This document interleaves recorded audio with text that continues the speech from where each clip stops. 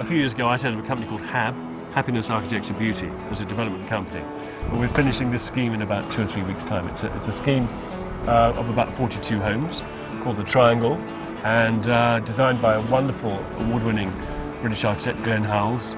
My great difficulty is that every new scheme we're building 7 now. I look at the range of materials out there. I cannot find one to match hemp.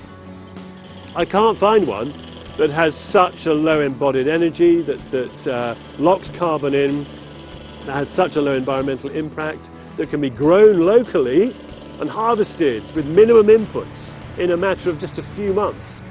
It's an incredibly expedient building method. Every other system I looked at involves a skin and a structure and an insulation, and then you're worrying about where the thermal mass goes. And I cannot find a material which does what hemp does. And we made a television series about this project, and we went off and planted a field of hemp, and over 12 and 14 weeks watched it grow to 4 meters tall. And it was next to a power station, which was rather neat. So the trains went by and the motorway went by, and you saw the plumes of smoke coming out of the chimneys of the power station. You thought, this field of hemp is absorbing all the CO2 and dirt, and we're going to build houses with it. So for me, there's a sort of tremendous excitement in the pioneering notion of using this material.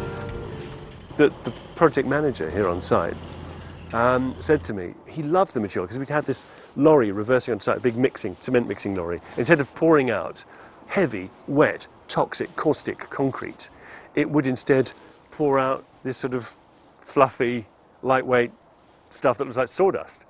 It didn't require any power tools. So all we had was buckets and barrows and blokes.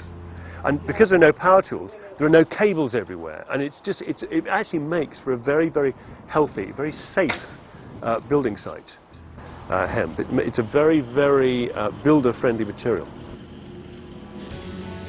I mean, you know, it's a no-brainer.